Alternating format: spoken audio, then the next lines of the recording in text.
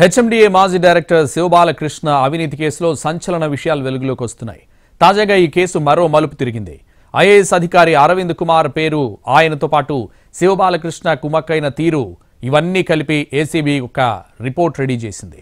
అవినీతి అనుకుండా శివబాలకృష్ణపై ప్రాథమిక నివేదికను ప్రభుత్వానికి పంపిన ఏసీబీ అధికారులు.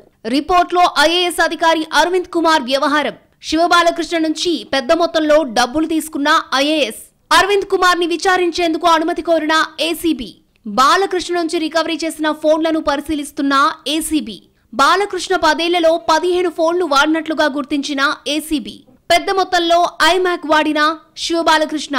హెచ్ఎండిఏ అధికారి శివబాలకృష్ణ అవినీతి కేసులో మరొక కీలక మలుపు చోటు చేసుకుంది. ఏసీబీ రెడీ చేసిన నివేదికలో ఐఏఎస్ అధికారి అరవింద్ కుమార్ వ్యవహారాన్ని ప్రస్తావించింది. బాలకృష్ణ నుంచి అరవింద్ కుమార్ పెద్ద మొత్తంలో డబ్బు తీసుకున్నట్టుగా నివేదికలో పేర్కొంది.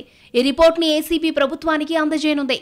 అరవింద్ కుమార్ ను విచారించేందుకు ఏసీబీ ప్రభుత్వ అనుమతిని కోరింది. న్యాయ సలహాతో నోటీసులు జారీ చేసి విచారించడానికి సిద్ధమవుతోంది. మరోవైపు బాలకృష్ణ నుంచి రికవరీ చేసిన ఫోన్లు, ల్యాప్టాప్లను ఏసీబీ అధికారులు పరిశీలిస్తున్నారు. గత 10 ఏళ్ల కాలంలో దాదాపు 15 సెల్ ఫోన్స్ మార్చినట్టుగా ఏసీబీ నివేదికలో తేలింది. పెద్ద మొత్తంలో ఐమాక్ వాడినట్లుగా గుర్తించారు అధికారులు. ఫోన్లు, అందులోని కాంటాక్ట్లకు సంబంధించి మరిన్ని కీలక విషయాలను ఏసీబీ వెల్లడించే అవకాశం ఉంది.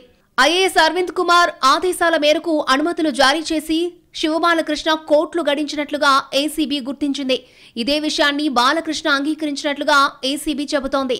పలు రియల్ ఎస్టేట్ కంపెనీలకు అనుమతులు మంజూరు చేసినందుకు వచ్చిన సొమ్ములో అరవింద్ కుమార్ వాటాని తానే స్వయంగా తీసుకెళ్లి అప్పగించినట్లుగా కన్ఫెషన్ స్టేట్మెంట్లో చెప్పినట్టు సమాచారం.